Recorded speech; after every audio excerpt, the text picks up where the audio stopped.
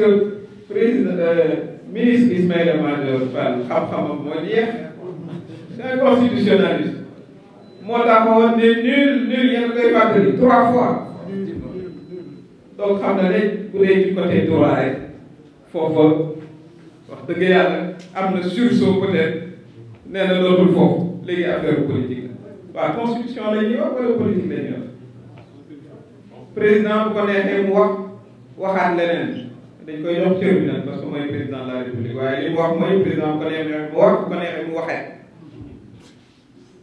man dañu defoon ne loolu pare nañ ci dañu defoon ne wax dëgg yàlla ba ñu ànd ak président defoon nañ ne la nga xam ne moom la ñu xeexoon 2011 14 personnes ñàkk ci seen bakkan du ñu ñëwaat 2023 wax dëgg yàlla di nekkaat ci même problème ñun de ñaan loolu moom en tout cas man Aminata Touré yaakaar na ko Ismaïla Madior nag lu ko neexee mu wax waaye def naa ne au moins il s'est rendu compte que en matière de droit il n'avait plus d'argument moo tax il a glissé dans le domaine politique.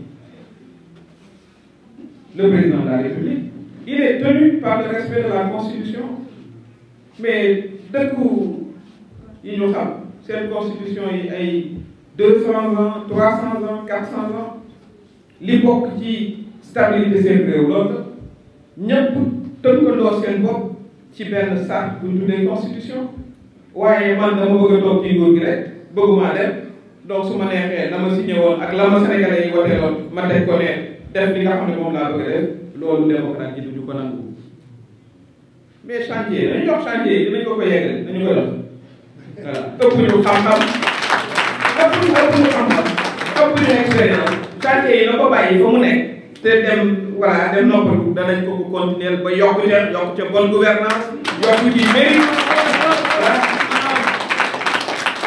kon loolu pour man argument amul foofu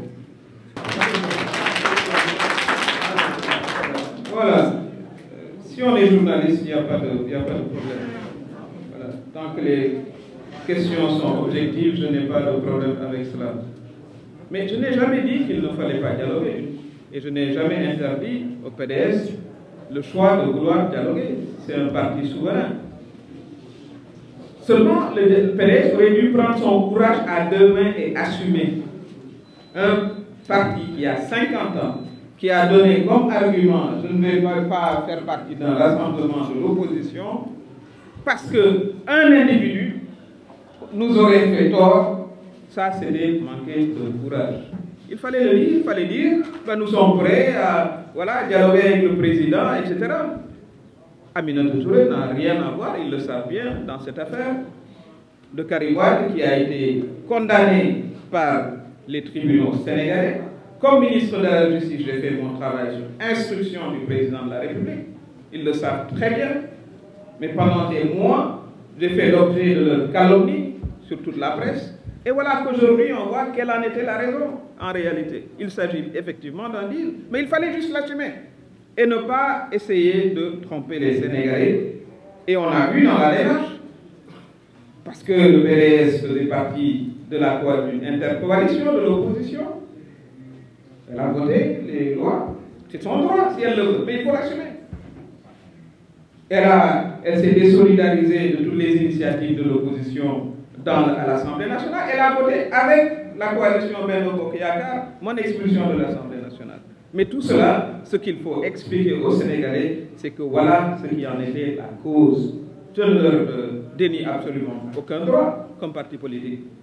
Mais avoir voulu jouer avec la conscience des Sénégalais, là est le problème. Et c'est moi qui étais l'excuse. Une personne. Voilà ce qui est inacceptable. Et aujourd'hui, la chose et l'affaire est très claire. C'est de cela qu'il s'agissait.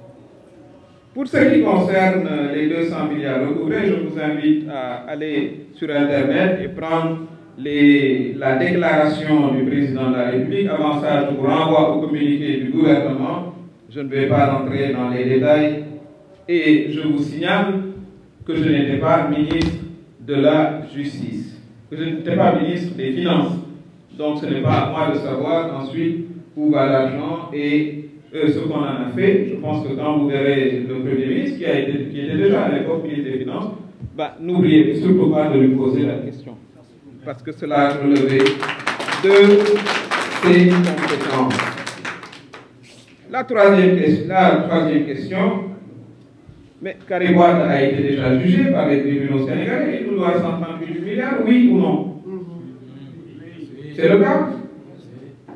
Il a été jugé, il a été en prison. Et lui, on va l'absoudre, et peut-être qu'il sera candidat, et je l'assume. Et je l'ai dit plus d'une fois, par un procès bidon, vous voulez éliminer un opposant. Ça, je l'assume. C'est la réalité, c'est ce que pensent tous les Sénégalais. Parce que si on croit qu'on peut être plus malin que nos compatriotes, on se trompe. Tout le monde a compris les manœuvres. Et ça, il faut que la justice refuse d'être le bras armé de projets politiques. Ça, c'est important. Et c'est un appel également qui est lancé à la magistrature, tout comme on lance un appel aussi aux forces de l'ordre, qui doivent rester républicaines. Et j'ai toujours salué, quand les choses étaient tendues, la fraternisation et la discussion entre les troupes qui sont dans la rue et les jeunes. Et c'est normal. Et c'est une fierté quand on le voit, parce que nous retournons tous dans les quartiers où nous habitons. Dans nos familles, nous avons des policiers, nous avons des gendarmes, nous avons des militaires. Et ceux qui manifestent, ce sont leurs frères, leurs enfants, etc. Nous les invitons encore une fois à privilégier justement cette démarche qui les honore. Parce qu'ils ne sauraient non plus être le bras armé de qui que ce soit. Voilà ce que je voulais dire.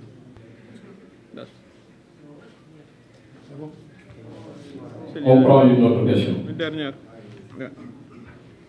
Bonsoir tout le monde, je me présente, je vous donne le journaliste de STV. Bon, je vais revenir un petit peu sur les épisodes principaux. Madame Mimi Touré, quand vous êtes ici, coalition Benno Bokk Yaakaar, gis nañ ne yaa nekkoon tête de liste. nga dirigé affaire bi ba dem élection assemblée nationale. ñu gis ne ba affaire yi sottee dañ ko jóge. li tax nga jóge fa li nga jotul moo tax nga jóge fa loolu laa mën a xam nga leeral tuuti Sénégal yi du xam. peut-être du nga defoon président assemblée nationale doo ko jóge Benno Bokk Yaakaar ba tey jii ngay toog di projet quoi que ce soit. deuxième bi mooy jóge nga sa position yaa ngi jóge nga pouvoir yaa ngi sa position déclaré nga sa candidature en 2024. est-ce que mën nañu xaar ay alliés yoo xam ne ay leadership lañ par rapport à l'opposition ñu ànd ak yow si biir élection yi ñu incha allah. Merci. Très bien. xëy na mënoon nga ëlbati question bi dama est-ce que boo d'accord garantiroon président Macky Sall ne war naa am troisième mandat est-ce que kon bu boobaa du la jox assemblée nationale parce que mbir mi foofu la fa ma mas a taxaw ci troisième mandat musuma ko bari diggante juillet 31 juillet ba ñu voté am résultat yi ba 12 septembre jour bi ñuy voté pour le président de l'Assemblée nationale je n'ai jamais varié de position su ma ci varié woon taxaw ci télé bi parce que ñii lii ñu def man maa leen ko daal la preuve saa yu président waroon a jiite dara ci politique man la ko daan jox kon loolu bu dee argument yu mel noonu rek mënoon naa waaye gëmuma ko waaye gëmuma ko dama jàpp ne Sénégal aussi kàddu daf fi am solo parce que fi ñu jaar ba jàppale président mu nekk président de la République démocratie la woon engagé woon nag Sénégal ne réglé na question wu troisième mandat lay cëram mooy mu tënku ci kàddoom bàyyi fi stabilité bàyyi fi jàmm chantier yi nga xam ne def na ko ñu continuer ko ci jàmm ak salaam Sénégal continuer di wéy ay alliés nag du fii la ñu koy lijjatee di waxtaan et dinañu fexe effectivement ba am coalition bu jàppale Mimi 2024 maa ngi leen di gërëm di leen sant di leen souhaiter encore une fois une bonne fête du 1er mai jërëjëf ku ne xam ne ni yàlla daal bindu te yemalewul am na ñu matal am ñu matlewul waaye ba mottali amee ba léegi kenn sonnatul buur kattan di produit 100% naturel sans effet secondaire ñu defare ko li nga xamante ni moo di petit cola bisaab ak jinjeer ñoo ngi jàppale leen ci seen wàllu kattan ak seen wàllu wërgu-yaram bu nekk jar na fi nguur ak keng ba ci kikirikiij waaye bii mooy seen buur di buur kattan ballonnement moo ci mën constipation faiblesse sexuelle diabète sinusite éjaculation précoce di joxe appétit sexuel teg ci itam day raxas sa biir ba mu set wecc xar yëpp xar lañ waaye laadum da ciy gën te bu ñëwee góor ngóoraa tax